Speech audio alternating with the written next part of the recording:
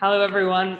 It's really wonderful to be gathering today. Thank you so much for coming. My name's Tom, if I haven't met you before. I am a second-year PhD student in the School of Psychology, normally based over at the Brain and Mind Centre. Welcome to several people who are also joining us online via the YouTube live stream. We can't see you, but it's great that you're here with us. And on behalf of the Sydney University Evangelical Union's Postgraduate Students and Staff Committee, I just want to extend a really warm welcome, especially if today is the first time that you're joining us, or if you've just decided to check out this session. We're really glad that you're here. The Evangelical Union's Postgrads and Staff Group, we also call it EPS, is a community of Christian postgraduate students, professional and academic staff here on the University of Sydney campus. And yeah, one of the things that we do during the year is host a bunch of symposia, which are really an opportunity for us to gather together and have expert speakers and presenters come and help us to grapple with different ideas and challenges that we face in our work here at the university. And just as a piece of housekeeping before I introduce our speaker for today, for those joining us online via the YouTube live stream, there will be an opportunity to ask questions later on after the presentation. So feel free to pop any questions that you have in the chat on YouTube during the course of the presentation. We're monitoring that and we can ask them on your behalf at the end of the presentation. So today we have an excellent speaker lined up, and I'm really pleased to be able to welcome her. She's going to help us think through how to navigate difficult relationships in the academic world. And I'm sure this is a question that is relevant for all of us, no matter what stage of career we're at. Our co-workers are the people who we spend, we see and communicate with every day of the working week. So it's a real pleasure to introduce Lauren Errington, our presenter today. Lauren is a mental health social worker and clinical family therapist. She's worked with undergraduate and postgraduate students at the Australian National University in Canberra over the last few years. And she's currently on faculty with the Family Systems Institute and offers counselling with the Family Systems practice. So I'm really pleased to welcome Lauren, and I'll hand over to her now. Thanks, Great. Lauren. Thanks, Tom. Great. Hi, everyone online and in the room. It's nice to be here. I was thinking this week actually just about how much of my life has been wrapped up with universities. So I studied at a few different universities myself. My husband did a PhD at a university in Scotland, where we were very much a part of a PhD community over there. I teach at a university, and up until Easter this year, I was part of the counselling service at the ANU. So just have come at it from lots of different angles over many different years as well.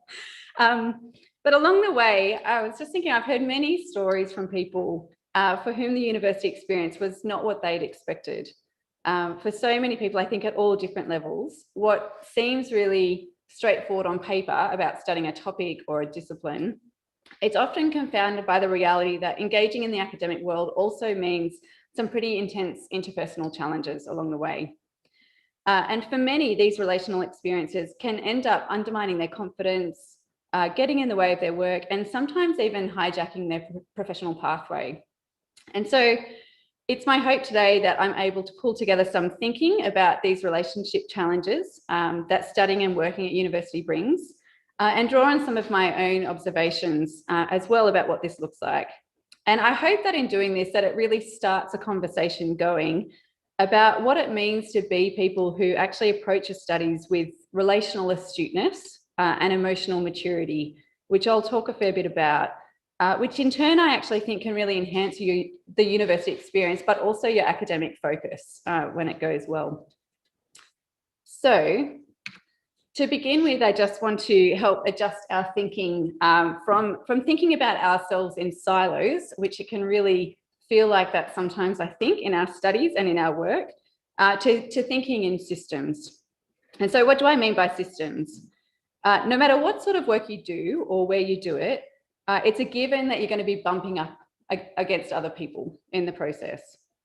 And where there are people, there are relationships, and some of these are more or less intense. And where there are relationships, there are systems of relationships.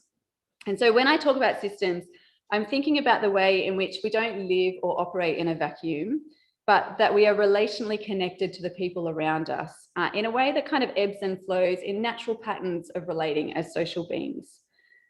This is part of what makes us living human beings, actually. And these relationship systems, when they go well, help us grow and develop and thrive. Another way to think about systems is thinking in terms of electrical circuits. So they are connected and they're dependent on the effective functioning of each wire to be able to operate together effectively and function as a whole system.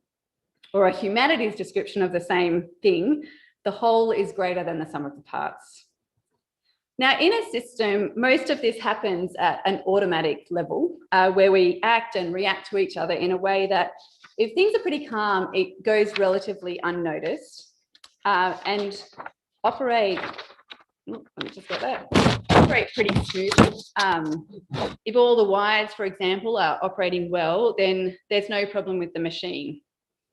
When relationship systems work well, they are flexible, they are incredibly creative and resourceful. Usually there is good communication, good contact between people, and the ability to problem solve when things get a little bit tense. But what happens is that when systems get a bit more stressed, they can become rigid, and patterns that are not working effectively are exposed. And in relationships, the relationships get tense, people get more sensitive, and there's a chain reaction of the stress kind of being passed around the system. And symptoms emerge that indicate the system is not working very well. There's complaining and blaming, avoiding, and power imbalances.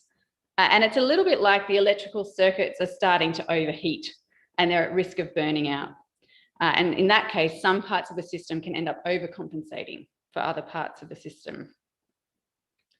So you might be familiar with, in kind of classic anxiety language, we talk about the fight, flight, and freeze response. And they're the responses that the body naturally has when it perceives a threat.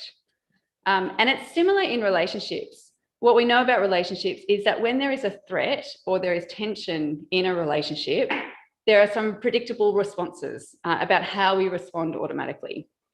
And they're these ones up here. So we conflict, that's the fight. We distance, that's the flight. We blame other people. We bring other people into our problems.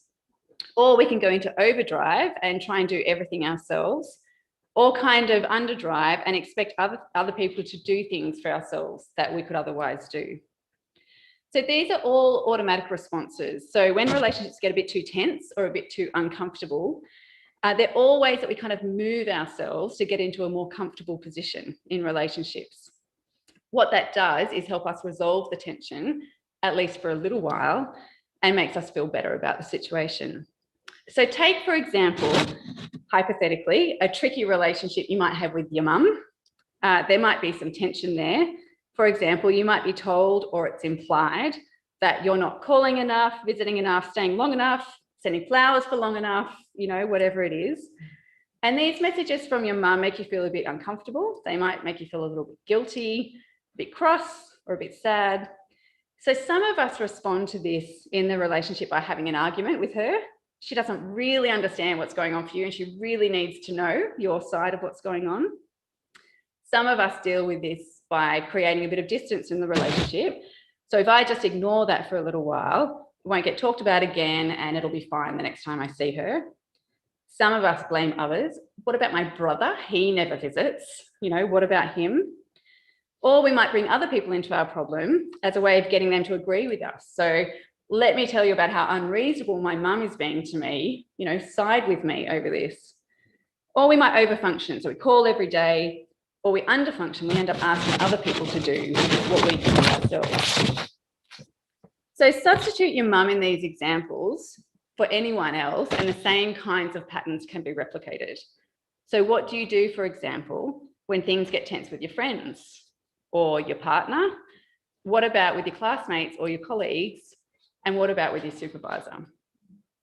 So emotional maturity is being able to observe what these relationship habits are when you get tense or when you get stressed, and to work on managing yourself differently in these relationships so that we don't always go for a quick fix just to make ourselves better, but we actually work hard to make sure the right people are talking to the right people about the right problem. So I just want to pause for a minute, because what stresses a system out or stretches a system's resources really can be something internal. So it can have to do with the people in the relationship, but it can also have to do with external stresses on the system. So if a system is exposed to continuous or significant external stresses over a long period of time, it's enough to exhaust even the most robust sort of system. So what this actually means in the university is that you're not studying in a vacuum either, and it's helpful to have some kind of idea about the organisational context that you're in. Which leads me to a key observation about universities, which is that they are anxious systems themselves as an organisation. And I would say that at the moment, they are extremely anxious systems. So think for a moment about the current state of our universities and the internal and external stresses that have occurred over the last 2 years. So while I was working at ANU, there was bushfire smoke, which forced the closure of the campus for a number of days, where we had the worst quality air in the world for those days, followed only a few weeks later by a hailstorm that absolutely ripped the campus to shreds. It was like an alien laser beam went through the campus. Now, these might be rare, but these environmental factors, they have a significant impact on how secure or fragile systems feel. When I was in Scotland, in Aberdeen, it was different. There was an oil crisis, and it was actually the oil crisis that really affected the funding on the university. So another environmental factor that really destabilised things. And then for all universities, of course, in 2020, there was, and there still is, the pandemic. And with it, the ensuing financial loss, the strain on international student relationships and business, the restricting of departments and employment redundancies. And that story is not over yet, and we know that's continuing to roll out. So these external stressors would strain any well-functioning system. And my observation is that the increase in stress for our universities, they become more rigid in response to that. And it leads to some of these predictable patterns in managing anxiety and responding to anxiety. In universities, I've noticed that the response to the kind of chronic anxiety, there's been persistent avoidance of some key issues or avoidance of key people was what I observed at ANU, or leaders coming over the top with a really authoritarian approach in an attempt to kind of garner some more control, and internal feuds within the university as well. Now, this anxiety in the system kind of circulates throughout the layers of relationships if it's not contained, and it can easily trickle down to the staff and student experience. And so I think it's just worth keeping that in mind as well. You've got your relationship systems, but you're also part of quite a complex and anxious organisational system as well. So one of the things that became clearest to me, I think, during my time as a counsellor at the ANU and kind of thinking about these relationships dynamics is that there's quite a big difference between what I would call emotional maturity and academic competence. On the one hand, emotional maturity is about someone's own self-awareness, about how they affect others and others affect them. They have the ability to experience emotions, but they can think for themselves and they stay connected in difficult relationships. Academic competency is about someone's intellect, their ability to engage and sustain engagement in increasingly demanding fields of study, and of course, perform well and achieve success in their related fields. Now, I think it's a really common feature for those who are academically competent to get through a whole lot of life without ever having to be confronted with having to work on their emotional maturity and how they actually operate in relationships. And in my experience, this is the case until they actually get to an impasse where their functioning is kind of interrupted by something like, for example, a difficult relationship, a failed experiment, and the overwhelming kind of worry about letting others down in that, or experiencing loneliness at uni for the first time, or having a disagreement with a colleague or supervisor. And I think it's really confronting for someone who's really successful in their work, and that's been their kind of mode of problem solving their whole lives, to be in many ways humbled by the thought that they actually have some work to be done on themselves. This work I used to talk to students about was about bringing the most mature version of themselves to their work, not the other way around, where they were dependent on their work to give them what ended up being a false sense of maturity along the way. And it's often hard work and uncomfortable work to be working on your own emotional maturity. So what does emotional maturity have to do with postgrad study? I think the nature of postgrad work is that it is, or will be at times, extremely stressful and probably exceed your normal coping mechanisms. And predictably, I think a lot of this will play out in the relationships that you're a part of. You will find that there are times that your emotional maturity is tested and these patterns of reactivity emerge. So for example, how do you cope with the stress of not being as far along in your project as you would like to be? How do you talk to your family about this or your friends? What do you move to do when things are not actually going well in your relationship with your supervisor? How do you react when people ask you how your PhD is going? I remember there was one girl that I met in Scotland actually who was so stressed out by her PhD and had been doing it for such a long time that she just actually couldn't really talk about it. And she actually became critical of people who even kind of stepped into that zone to ask her about her work and her PhD.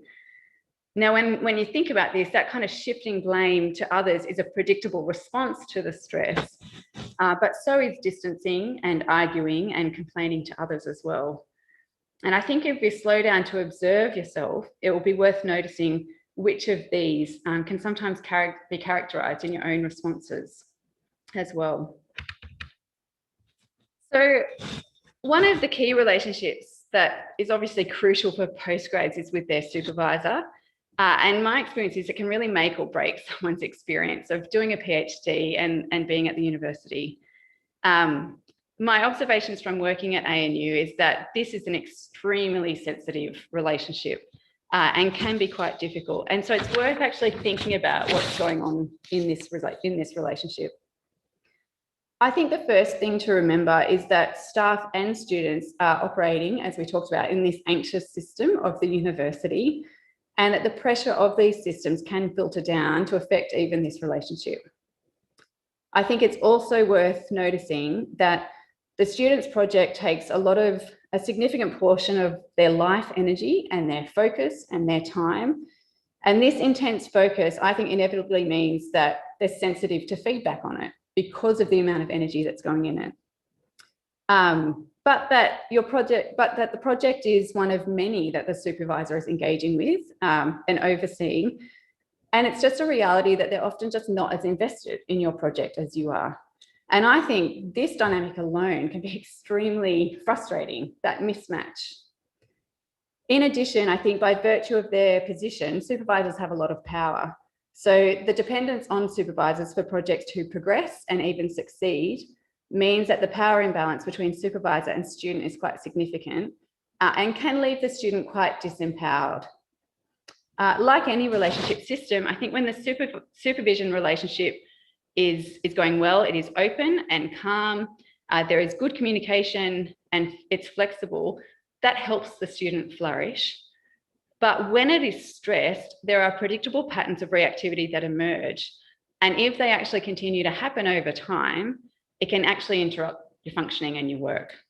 And so at ANU, these were some of the patterns that I observed, I guess mostly from the supervisee's angle about in these relationships. So one was there was avoiding contact with the supervisor. There was avoiding factual information and kind of getting stuck on emotions around the stuckness. Abandoning their own values and beliefs, and sometimes even abandoning their own academic ideas to just try and keep the peace and avoid conflict. Over focusing on the action or the inaction of the supervisor and blaming the supervisor, wanting to fix the problem as quickly as possible, and triangling in others by complaining about the supervisor as well. So I just want to say here, what I'm talking about is when there is tension in this relationship and observing your own reactions and responses in it. What I'm not talking about is when the power imbalance is tipped over, and so far where the supervisor might be bullying or intimidating or undermining or sometimes even sabotaging a student's work. And unfortunately, this does happen. So while I think it is always worth observing your own response and worthwhile taking responsibility for your bit in a difficult dynamic, if you find yourself in a supervisory context that you think can be characterized by bullying, please talk to someone about it sooner rather than later. Even if you kind of think that might be happening, but it's hard to pinpoint what's actually going on, talk to someone. I don't know what the setup is at this university, but I know at ANU Counselling, our service offered support for students in that, and the academic dean would listen to these cases very confidentially and take those concerns really seriously. So don't just leave it and hope that it will get easier along the way. So sometimes that tension with the supervisor can be really overt and quite obvious, but also there are many times when these patterns of kind of emotional reactivity are much more subtle and they can slowly creep in a way that actually gets in the way of the work that needs to be done.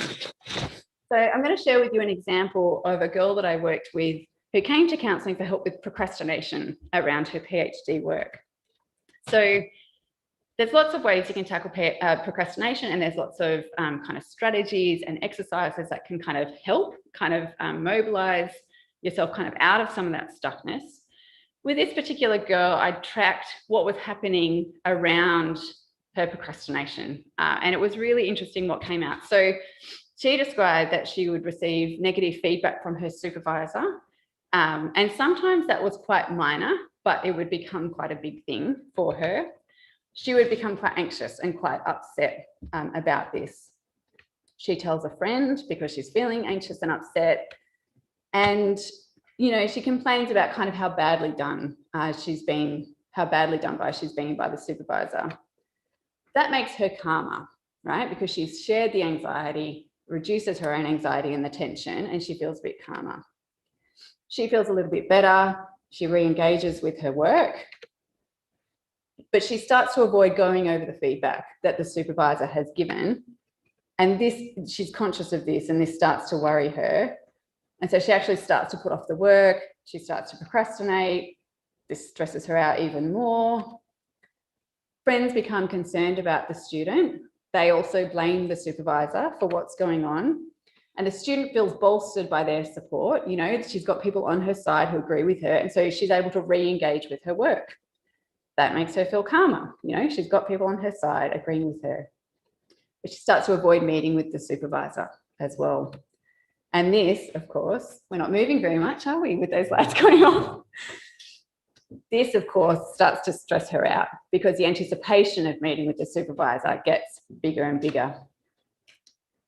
She starts to be late in submitting her work, which also escalates her stress and her low mood. And she starts to seek help for the study concerns. And that's the point at which I meet her. Now, I've tracked this as a cycle because the idea is that this is a pattern, right? And this can kind of just keep reoccurring over time. When I worked with this girl about this, we discovered that actually what was presenting as a study concern as procrastination was actually kind of shrouded in this anxious interaction and her own reactivity and sensitivity in the supervisory relationship.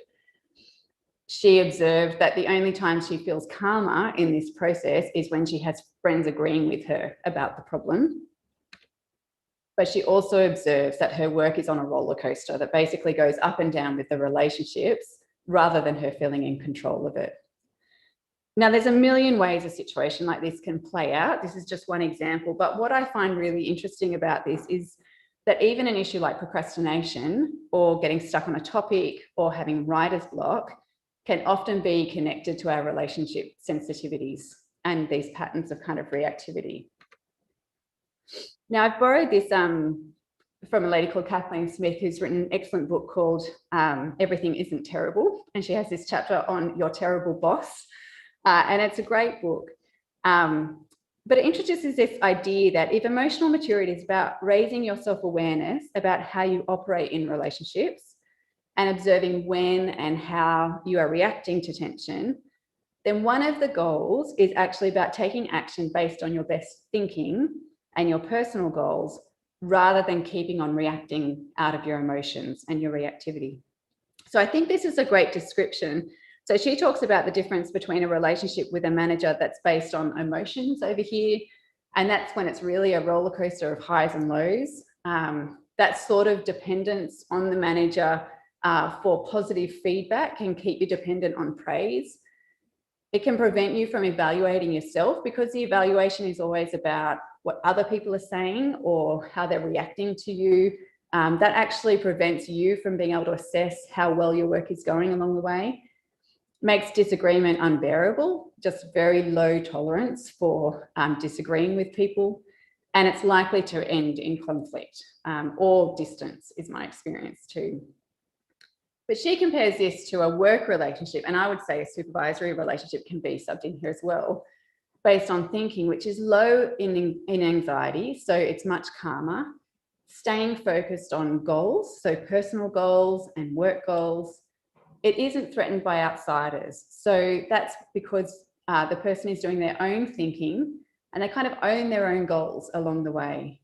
That helps them to evaluate themselves and being less dependent on other people to tell them how they're going all the time.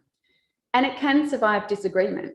So because it's much clearer, it can actually bump up against other people and have disagreement without becoming a roller coaster of kind of highs and lows. So look, there's a lot to think about in terms of thinking about emotional maturity, but these are just some things that came to mind as I was thinking about this context.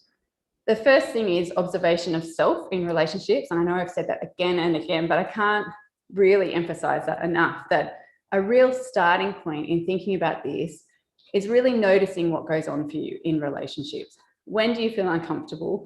When do you notice tension? What do you do with that? You know, understanding your stress response, and I mean both physiologically and psychologically. So get to know what stress feels like in your body. Where do you feel it? How strong is it? What's low level stress? What's high level stress? What do you kind of move to do in that as well? And where does your thinking go? That's the kind of cognitive and psychological aspect of that. Where does your thinking go when you're stressed as well? Probably mostly connected to the first one, and that is noticing your anxious reactions in relationships. So when you're stressed and when you've observed kind of the tension, what do you actually do? Are there some of those relationship habits that you kind of fall into? Is there one that you do all the time, or maybe it's a mixture? Talk to someone sooner rather than later. This is often, it can be quite isolating, I think, the work in postgrad work, but a lot of people are probably having similar experiences. So make sure that you are talking to people out loud about the emotional process that's going on for you with it as well. I've said here, preserve your emotional energy, because you're going to need it at points in your studies. And by that, I mean, sometimes things like having a really clear routine, having a structure for your study, having some predictable things that go on during the week can actually help you not keep putting energy into making a million different decisions. So when you have a routine and when you kind of have a structure and you know what you need to do and when you need to do it, you can kind of free up that emotional energy for the work and to be able to focus on other things along the way. And take care of your mental health. I think, 90% of the times that I was talking to people in counselling at ANU, I would be talking to them about getting outside. I'd be talking to them about making sure they're seeing people, observing trees, exercising, all those really boring things that we know are good for our mental health. We're much better at observing ourselves and managing our emotional reactivity when our resources are higher. But if we're not sleeping, we're not eating, we're not seeing people, we're not exercising, your internal resources are lower, and it's just a lot harder to do it along the way. The last thing I just want to suggest, and this might sound like a bit of a funny one, but I actually think part of what can be really helpful in this mode of work is to write your own job description. So often you kind of fall into your study and your work, and there's like a million things to do, and it's very hard to kind of keep clear about what's going on and what your job is. And so my question is, if you had to write a position description for your role as a student doing the postgrad work that you're doing, what would it actually include? You know, get clear about what your actual job is and what it isn't. What do you need to do your job? What is in your control in this process, but what is out of your control as well? And how much energy do you put into the stuff that's out of your control? What questions do you need answered from your supervisor or from other people? What would KPIs look like in your job, you know, and how would you measure those? What sort of timeline do you need to get clear on for your job to be effective? And what personal qualities do you need to do your job? And what do you already have? What do you want to work on as well? These sorts of questions are really a step towards taking responsibility for yourself in the work that you're doing and bringing your best thinking to it. And it's better to do this when you're feeling calmer and you can think, which will then in turn help you when things get stressed or when you're kind of in those relationships that are a bit tense as well. Sure, there's lots more to say, but I'm going to open it up for questions. So, and have Tom up. Thanks so much, Lauren. That was yeah, that was just really, really helpful and really useful and practical for many of us. I know in my own, as a PhD student myself, and yeah, having relationships with supervisors and colleagues, yeah, this has been really useful for me. We have some time for questions now. We have people on the YouTube live stream as well. So I just reiterate, if you joined a bit late, that you can ask a question by popping your question in the chat box on YouTube, and we're monitoring that here in the room. We can't hear you, but we can ask that question to Lauren on your behalf. So we would love to receive questions from those who are online if you have one. I might let people in the room have a moment to think of a question if they have one, but I definitely had a few. I think the first one on that last, or the second last slide, when you're talking about emotional maturity and talking to someone like sooner rather than later. Mm-hmm. What are your tips on how to identify who is a good person to talk to? You kind of also talked about how sometimes talking to a colleague can in the short term, that might feel like it's making it better, but in the long term, it's actually reinforcing a particular pattern that might make things more difficult in the long term. And at what point do we know, or at what point is it good to decide to seek out some professional help from perhaps a counsellor or someone like that? And is that something that's good to do proactively as well? Or, what would you suggest? Yeah, that's a great question, and it's a very helpful question, because it really does lead back to observing that emotional process in the relationships that you're in. So, for example, I can give you an example. When I'm having a problem, I know what response I'm going to get from either of my sisters, and will call one of them if I really just want someone to empathize and join with me and ally with me and blame everyone else, you know. But I also know which other sister to call when I need someone just to kind of vent a bit and help me think, you know. And we all have people in our families and friendships and networks which will give different responses. And I think it's really it can make you feel better, you know, but I think what you want in that kind of talking to someone is someone who's going to help you think and raise your own thinking in that process. Not to solve the problem for you, not to take on the emotional load for you, but to kind of help you calm in a way that accesses your best thinking along the way. So sometimes that might be someone older and wiser and in a mentor sort of role. And there are certainly people like that in my own life that I've said, I want to stay in contact because this is important to me. And these are the sorts of questions that I need you to ask me, you know, along the way. Or you might just have some friends that kind of naturally do that as well.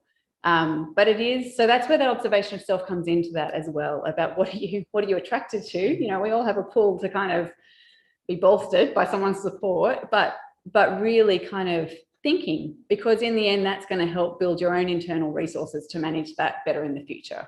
And that's the goal of that. I think there's no harm in talking to a counsellor proactively, and, you know, actually what that means is that you're able to go to a counsellor and talk to them about and kind of share some of your best thinking with them, rather than kind of being in a crisis and expecting them to solve it. So if you find like, I think if you feel like or think you don't have those sorts of resources available to you otherwise, I think it's quite appropriate to go and talk to a counsellor or a third party about that. Does that kind of answer that? Yep.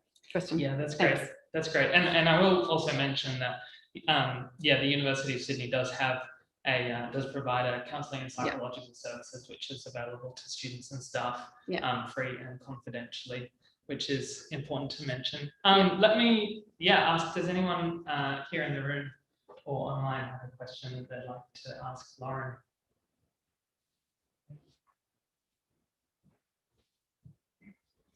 Thanks very much, Lauren. Terrific presentation. What you've told us about today are, I suppose, the universal truths that you've seen in your experience. But I wonder if you could dig down a little further in your experience from what you've seen, exposed to. What differences have you seen between individuals coming from the different sort of the demographics, more sciencey people, artsy people, male, female, young, old, and perhaps religious or non-religious? What kinds of, how do these points get nuanced in those different situations?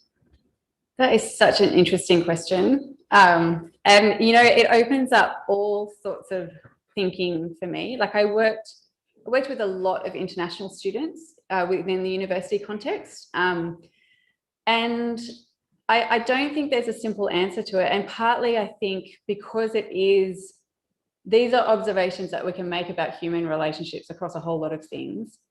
But the thing I would say is that what we get wired to in our relationship habits, if you like, are quite significantly shaped by the multi-generational experiences in our own family. Now that opens up a whole lot of thinking about family system stuff, but that might be tied to stuff like gender and socioeconomic demographic and cultural experiences and all of those sorts of things too. But I think my experience of working with people across cultures and religions and really kind of different demographics as well is that these are things that anyone can observe, you know, and some people might be more relationally astute and be able to kind of dig deeper quickly, you know, and take responsibility. But it's really about what people observe is working well for them and not, you know, and it's only when people are a little bit uncomfortable about how things are going that they're actually motivated to make a change too. So that's not up to me to tell them to do that, you know. So it's a really interesting question. I think particularly in systems thinking, there is a lot of work going on around how applicable are these ideas across different countries and different cultures and those sorts of things too. You know, and I can definitely think of people I've worked with who have attributed some of the rigidity, for example, around expectations and guilt and performance and that sort of thing to their cultural background. But it's not to say it's only unique to them as well. So yeah, does that kind of answer that a little bit? Yeah, thanks. It's a great question. Yeah. Yeah. I might ask another question. Great. If that's okay. Thanks, Lauren. I know, a lot of your more recent experience has been working with undergrad and postgraduate students when you're at ANU. Yep. Some of us here and online, there might be professional academic staff as well, professors or postdocs, teaching staff, university admin or operations staff. Do you have any words, I guess, just about dealing with difficult relationships or even bullying in those contexts and how that might differ from supervisory relationships between a student and an academic staff member? Do you have any thoughts about that? Yeah, about bullying. Did you say in particular? Sorry. Just dealing with difficult relationships in those contexts in general, where there might, the power imbalance might be different, but Yeah. Look, I think the sorts of issues that come up with power relationships in work contexts, they are extremely sensitive and very difficult, and people get into positions where they just they think that if they say anything at all, their job is on the line, and sometimes that unfortunately is the case, you know, because there are these alliances in the office and the office politics, you know, and all of those sorts of things going on. My first exposure actually to systems thinking was through a conference on triangles in relationships and triangles in the workplace, you know, and that was my first kind of foray into systems thinking. But I think these ideas can be applicable and challenging in whatever our work situation is. I do think, you know, whether it's a job description that you're writing or getting clear about what what's okay for you in your work, you know, what I guess people talk about boundaries, and the way that I think about that is what will you put up with in your workplace, but what won't you put up with as well? You know, what is comfortable for you and what is uncomfortable for you? What's your responsibility in that? But what actually is out of your control in that, and that you actually think crosses a kind of inappropriate boundary. And then I think one of the most important things in that process is to keep those conversations based on observable facts and objective facts, because what can happen when it's so sensitive and we can be so emotionally reactive is that the subjectivity can just take over, and it's he said and she said, and, you know, and we're reacting to this, and, you know, 10 years ago they did this, you know, like, but actually working on objective facts and keeping a timeline of things that happened so that you can have informed conversations with the people that you need to about that helps it not be as kind of emotionally reactive or as biased in some ways. And I think that's a really important thing to do. If you find yourself in a situation where you think you are being bullied, it's important to be able to separate the facts from your emotional response to the thing. Because if you're going to talk to someone about it and someone is going to need to be held accountable, it absolutely has to be based on objective facts in the process. And so the clearer you can be about that, and you might need someone else to help you do that thinking, because it's hard to do that yourself. But I would say that's part of that process. Yeah. Thanks so much, Diane. That's cool. Really practical. I see that we're coming up to the hour. Yeah. So let me just ask one more question. Yep. A lot of us here are Christians. Yep. How do you think our faith equips us and helps us in approaching our work, but I guess more specifically difficult relationships at work? Yeah. And I can speak to this from my own experiences as well. I think as Christians, we acknowledge and know that the world is broken and very messy. And part of living in a broken world is that relationships are very complicated and really messy. And as Christians, we believe that part of that is that sin creeps into those, and people are selfish, and we put our needs before other people, and we're proud, and, you know, like, there's all sorts of things that can get in the way of kind of having good and healthy relationships with the people around us. So I think that's the first thing I would say as a Christian.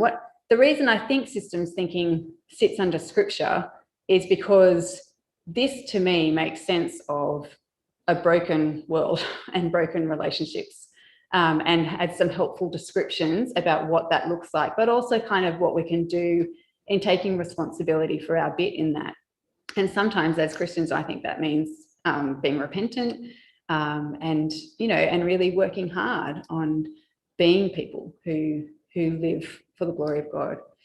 I also think there is a word of warning for us as Christians, where being people who are gracious and generous does not mean that you just let people walk all over you either. And I think I have seen that before, and I think that can be very difficult, because I don't think that's what we're called to actually. And I think if that's you, if you're someone who goes into self-blame rather than blaming other people, and you kind of err on that end of the spectrum, then I think that's another thing to be observing. I think it's important as Christians that we are still clear in our relationships, in the knowledge that that actually helps other people in our relationships and can grow those whole relationships in maturity as well. So they're two things that kind of come to mind for me. Yeah. Yep. Thanks so much. Yep. That was really excellent and yeah, really helpful. Thanks, Lauren. Thanks. Let me hand over to Ali, who's going to wrap up. Thanks, Tom, and thanks everyone for coming, and thank you so much, Lauren, for sharing all of this wisdom with us. I can speak for myself, and I'm sure many people here have really valued to hear what you had to say. So we have a gift. Thank you. Here. Thank you. Enjoy. Thanks, people online too. And just to wrap up for today, I thought I'd quickly reiterate that the University of Sydney does have these services available. So if you're a student, there's CAPS, and if you're a staff member, there's Semester, and it's a great thing to do to access that resource. And yeah, just in case you missed at the beginning, what we're all here about is to be people of God on campus. So we have Bible studies that run, we have symposia like this is the first one for 2021. And if you'd like to be involved in that kind of thing, if you'd like to be involved in a small group, please just let us know. We can figure out one that works for you. We'd also love to announce that ANU Day is coming up on the 4th of August is when that is happening in Katoomba. That's a day where the postgraduates and staff community can come together to sit down and think about what it looks like to be a Christian at university and how we can do that and learn from some excellent guest speakers that we'll be announcing shortly. So if you'd like to put the date aside, that's the 4th of August. And one more announcement is that we're running COVID care packages. So this is for anyone who has been impacted by COVID and is unable to be with their family, that possibly their family overseas might be ill. We just want to care for those people in our community. So if that's you, or if you know of anyone that's in that situation, let us know. And if you're able to help out, we'd really love a donation to enable us to make those boxes. There's some information and a QR code on the stool over there, so you just grab a piece of paper on your way out to find out more. And I thought I'd just pray really quickly to finish up. And I've just noticed I'm not standing in the camera, so I'll move over here. Hello. Okay, let's pray together. Father, thank you that we can gather here today. Thank you for bringing us this opportunity to hear about how to handle difficult relationships and for the wisdom you have brought to us through Lauren. We praise you for the work you are already doing on campus in relationships already, and we pray that you would be using us to bless this campus. We ask for wisdom and patience to navigate these difficult conversations, and we ask that you would be with us in all we do so that we can be a breath of fresh air to those that we work with. In Jesus' name, amen. Amen. So thanks everyone, and we'll see you at the next symposium if you'd like to come, which is going to be Chris Watkins talking about contributing to your field in light of the gospel, and at ANU Day if you can make it then. Thanks.